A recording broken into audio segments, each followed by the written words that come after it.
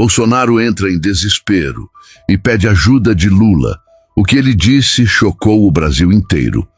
A manhã de Brasília começou diferente. Não era apenas o céu nublado, nem o vento frio que cortava a esplanada dos ministérios. Era um silêncio estranho, denso, expectante, como se a cidade inteira soubesse instintivamente que algo estava prestes a romper a rotina do poder. Por volta das 6h40, quando os primeiros servidores chegavam ao Palácio do Planalto, um boato começou a se espalhar pelos corredores com a velocidade de um pavio aceso. Jair Bolsonaro teria enviado um pedido urgente, desesperado, diretamente ao presidente Luiz Inácio Lula da Silva. No início, ninguém acreditou. Parecia improvável, quase impossível. Bolsonaro, o homem que por anos sustentou um discurso de força, confronto e negação, teria recorrido ao próprio Lula? O mesmo Lula que ele tentou destruir politicamente, atacou publicamente e jamais reconheceu como líder legítimo? Mas à medida que os minutos avançavam, a tensão crescia. Assessores próximos começaram a trocar mensagens cautelosas.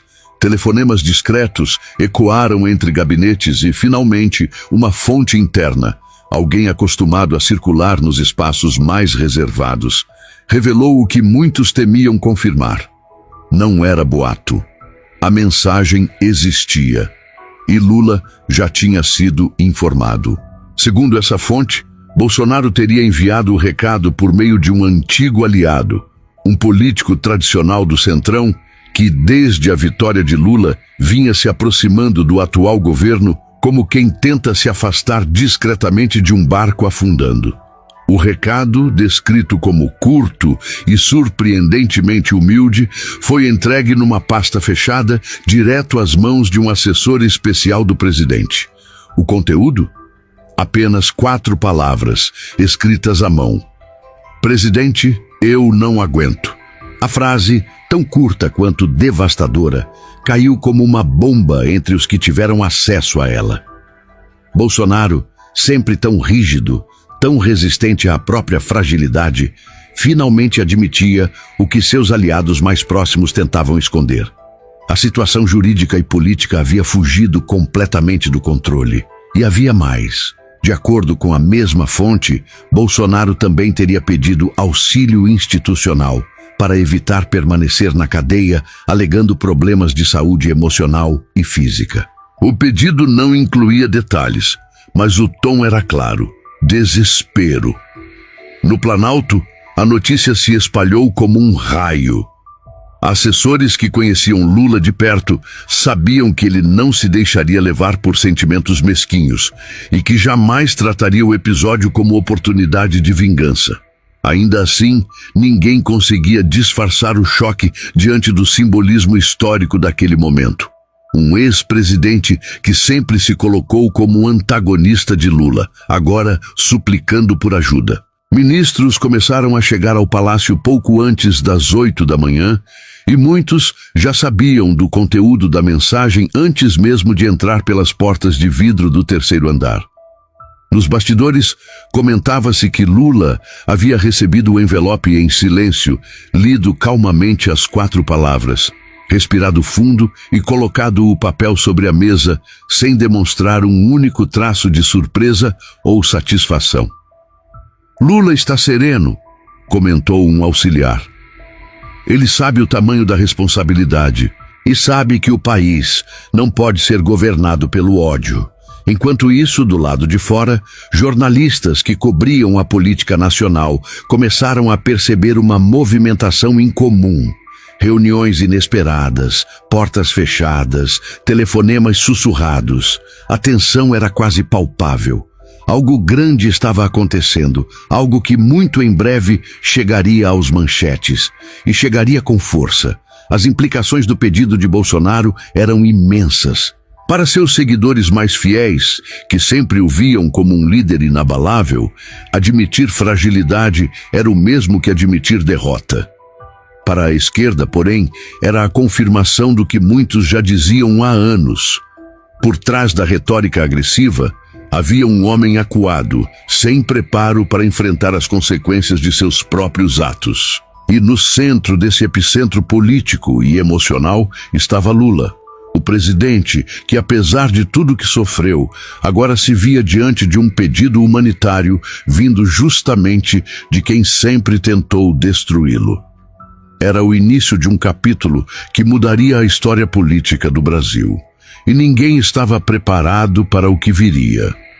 O relógio marcava pouco depois das 8 da manhã, quando o presidente Luiz Inácio Lula da Silva finalmente pediu para ficar alguns minutos sozinho em seu gabinete. Sobre a mesa repousava o envelope já aberto, simples, sem brasão, sem protocolo, sem solenidade, contendo as 4 palavras que abalariam os alicerces da política nacional. Presidente, eu não aguento. Lula repousou o olhar sobre o bilhete por alguns segundos. Não havia nele qualquer satisfação, nem sombra de ironia, muito menos desejo de revanche. Um assessor que aguardava na antessala contou depois que o presidente respirou fundo, como quem remexe memórias antigas e dolorosas.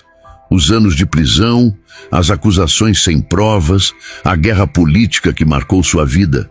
E então murmurou algo que ninguém conseguiu ouvir por completo, mas parecia estar longe de qualquer tipo de rancor. Do lado de fora, ministros já aguardavam. Havia preocupação, incredulidade e uma pergunta não pronunciada pairando no ar. O que Lula faria diante daquele pedido inesperado? Quando Lula abriu a porta, sua expressão era serena, quase disciplinada. Seu olhar, porém, tinha um peso firme que quem convive com ele reconhece imediatamente. Era o olhar de quem entende que está diante de um momento histórico e que precisa agir com grandeza. Ele caminhou até a cabeceira da mesa de reuniões e fez um gesto para que todos se sentassem. Companheiros, começou ele, recebi uma mensagem do ex-presidente Bolsonaro. O silêncio foi imediato. Nem mesmo o som dos teclados dos assessores ao fundo ousou continuar. É um pedido de ajuda, completou Lula. Alguns ministros trocaram olhares discretos, outros se inclinaram para a frente, atentos. Havia quem, por instinto, esperasse que Lula reagisse com dureza, lembrando tudo que o país havia vivido nos últimos anos. Ataques às instituições, radicalização, intolerância, mentiras, mortes evitáveis na pandemia. Mas Lula, o mesmo Lula que saiu da prisão de cabeça erguida sem ressentimento, escolheu outro caminho. A justiça não se dobra a pedidos pessoais, afirmou. E este governo não vai interferir em absolutamente nada que seja da esfera judicial. A frase ecoou com força na sala. Era um recado direto, claro e firme. Mas Lula não parou aí. Ao mesmo tempo, continuou ele, não governei e jamais governarei para perseguir ninguém, nem mesmo quem tentou me destruir. Essas palavras mudaram completamente o clima da reunião. Um ministro mais jovem, impressionado, murmurou discretamente: "Isso é ser estadista." Lula explicou que responderia de maneira institucional, educada e formal, deixando claro que o governo não interferiria no judiciário, mas se colocaria à disposição para garantir que nenhuma violação de direitos humanos ocorresse, mesmo para quem sempre negou a humanidade dos outros. "O Brasil tem que seguir adiante", completou ele, "e não vamos abrir espaço para a política do ódio." A postura equilibrada do presidente foi imediatamente elogiada por interlocutores progressistas. Para eles, Lula havia mostrado mais uma vez aquilo que seus eleitores mais admiram: a capacidade de agir com firmeza sem perder a humanidade. Ele não cederia a pressões, não ofereceria favores indevidos, mas também não abaixaria o país ao nível da perseguição pessoal. Enquanto isso, nos corredores, a notícia do pedido desesperado já começava a circular de forma fragmentada. Jornalistas farejavam algo incomum. Telefones vibravam sem parar.